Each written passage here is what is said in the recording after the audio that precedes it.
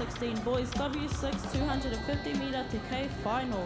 Ko te reihi, ko tahirau iwa te kaumawha, ngā tāne te kauma iwa tau me raro iho te pakeke taki ono 500 mita te Ihu Semi 1 of 2. Kei te aratuatahi, ngā tai a te awharekura, te kura taumata o Panguru, Pacific Advanced Secondary School kei te aratua toru, Rotorua Boys High School, Mount Albert Grammar School kei te aratua rima, te wharekura o Kirikiriroa kei te aratua ono, Manukura, te kura Māori o ngā tapuwai, me Te Ihu High School kei te aratua iwa.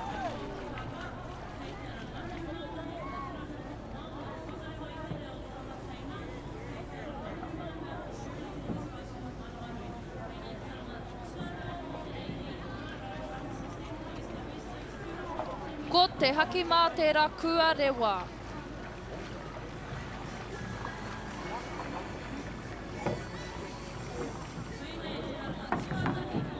Me te haki whero i tēnei te whiringa whaiti tuatahi. O ngā whiringa whaiti e rua.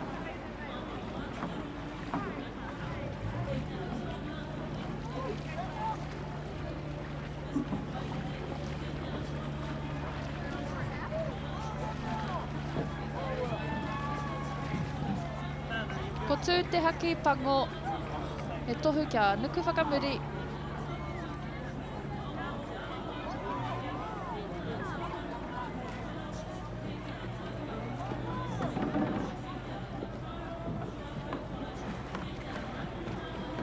Ko te haki kākāriki kua rewa. I tēnei te reihi tahirau iwa te kaumawha, ngā tāne te kauma iwa tau me raro iho te pakeke taki ono 500 mita. Ko te tīma e ārahi ana i tēnei wā kei te aratuatahi, ngā tai a te awharekura me te aratua whā, Rotorua Boys High School, Rotorua Tarawera te ingoa o tō rātou kapa, muri tatai a rātou kei te aratua toru, Pacific Advanced Secondary School anō hoki.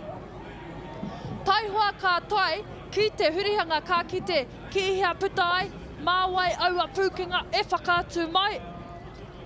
Mena he uni rānei, he pou rānei, he draw rānei, he aha tērā ka kitea ki ngā kapa.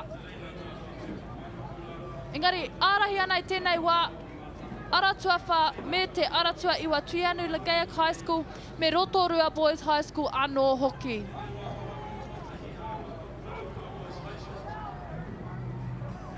Kua whānui te hurihanga i te aratuatahi, ngā tai a te awharekura. Most of lane 1's turn was done in the first half. Nā wai ka tere ake te puta, ko te aratua whā hoki tērā Rotorua Boys High School. Ko te aratuatahi, ko te aratua whā rānei, ngā tai a te awharekura, Rotorua Boys High School rānei tērā e ārahi ana i tēnei wā. Taku whakapai ko te aratua whā Rotorua Boys High School. Te tehi o a tātou kaupā pāho i te ata nei. Te rito was just in here this morning, but he had to leave because he is racing e te whānau. He pūkinga rau a wō tātou rangatahi i enei rā. Aratua whā tērā Rotorua Boys High School. Me te aratua iwa Te Ihu High School hoki tērā.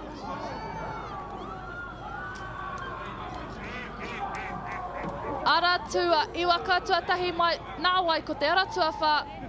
Kātahi ko te aratua rima ki taku whakapai, tuawhitu rānei. Mohi o pai au, ko Te Ihu katoa tahi Rotorua Boys High School, katoa rua. Live results kia ki te kōwai i tai tuatoru. He whakamohio hoki tēnei a tātou kura, toko toru ngā kura no tahiti kua tai mai. Katoa rātou he kura e whaiwhea ko noiho ana. Our Tahitian teams are just our exhibition teams. Ko hara mai ki te whakātui ngā mahi, ko hara mai ki te whakakotahi kia tātou, kātahi te pai hoki o tērā kia hau.